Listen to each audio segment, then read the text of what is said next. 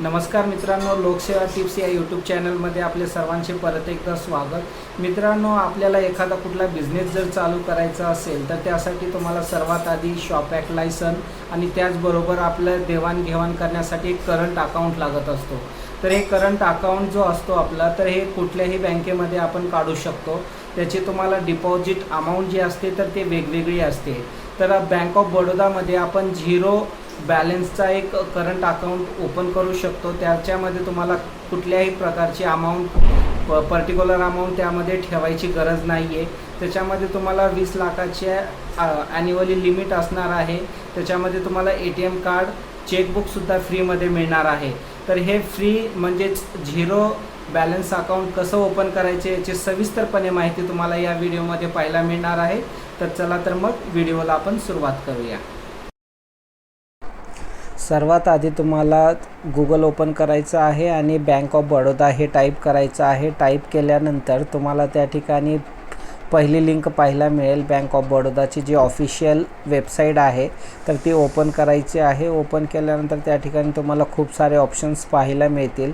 त्याच्यामध्ये तुम्हाला account open करायचं आहे। त्यासाठी अकाउंट्स म्हणून ऑप्शन आहे, त्याला क्लिक करायचं आहे। त्याला क्लिक केल्यानंतर त्या ठिकाणी तुम्हाला सेविंग, करंट आणि टीम डिपॉझिट असे खूप सारे ऑप्शन्स मिळतात। तर आपल्याला करंटमध्ये आणखीन काही ऑप्शन पाहिजे असेल तर त्या ठिकाणी तुम्ही पाहू शकता।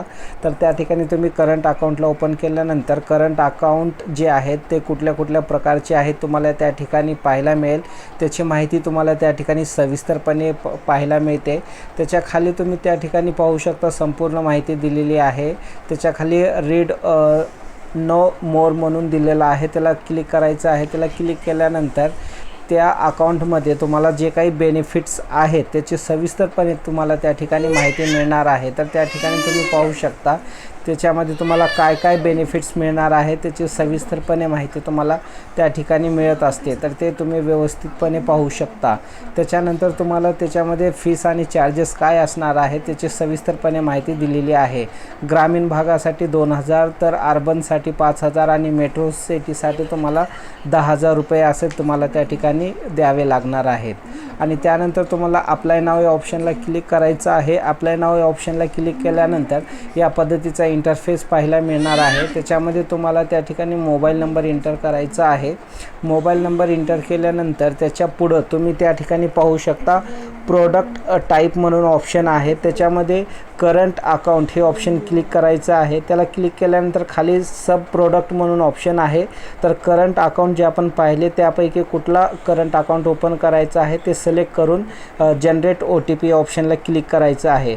त्या ऑप्शनला क्लिक केल्यानंतर तुम्ही त्या ठिकाणी पाहू शकता की जो रजिस्टर केलेला नंबर आहे त्यावर OTP येईल, तो OTP टाकायचा आहे। त्याच्यानंतर आय कन्फर्मच्या पुढं जे चौकोनी बॉक्स आहे त्याच्यामध्ये टिक मार्क करून व्हेरीफाय OTP ऑप्शनला क्लिक करायचं आहे। OTP ला क्लिक केल्यानंतर तुम्हाला त्या ठिकाणी काही बेसिक माहिती एंटर करायचं आहे। तर बेसिक माहितीमध्ये तुम्हाला तुमचं पूर्ण नाव या ठिकाणी टाईप करायचं आहे। त्याच्या पुढं तुम्ही पाहू शकता ईमेल ID आहे, तर व्हॅलिड ईमेल ID तुम्हाला त्या ठिकाणी द्यायचं आहे। त्याच्या खाली तुम्ही ऑलरेडी मोबाईल नंबर दिलेला आहे। त्याच्यानंतर प्रोडक्ट टाईपमध्ये पण माहिती तुम्ही भरलेली आहे। सब प्रोडक्ट पण तुम्ही त्या ठिकाणी सिलेक्ट केलेलं आहे। त्याच्या पुढं स्टेट म्हणजे आपला राज्य कुठलं आहे ते सिलेक्ट करायचं आहे। त्याच्या पुढं तुम्ही पाहू शकता सिटी म्हणजे शहराचं नाव वगैरे तुम्हाला त्या ठिकाणी सिलेक्ट करायचं आहे, तुम्ही कुठल्या शहरात राहता। त्याच्या पुढं तुम्हाला कुठली बँक कुठली ब्रांच तुम्हाला जवळ आहे तर ते तुम्हाला त्या ठिकाणी सिलेक्ट करायचं आहे। सिलेक्ट केल्यानंतर खाली आय कन्फर्मच्या समोर चौकोनी बॉक्स आहे त्यामध्ये टिक मार्क करायचा आहे आणि सबमिट या ऑप्शनला क्लिक करायचं आहे। तर तुमचं या ठिकाणी फॉर्म सबमिट होणार आहे। फॉर्म सबमिट झाल्यानंतर तुमच्या स्क्रीनवर तुम्हाला एक रेफरन्स नंबर जनरेट होणार आहे। तर तुम्ही या ठिकाणी स्क्रीनवर पाहू शकता जे रेड कलर म्हणजे लाल अक्षरामध्ये जो दिलेला नंबर आहे तो रेफरन्स नंबर आहे। हा रेफरन्स नंबर आणि सांगितलेले डॉक्युमेंट्स घेऊन तुम्ही निवडलेल्या ब्रांचमध्ये जायचं आहे। त्या ठिकाणी त्या ब्रांचमध्ये गेल्यानंतर तुम्हाला त्या ठिकाणी करंट अकाउंट ओपन करून दिलं जाईल।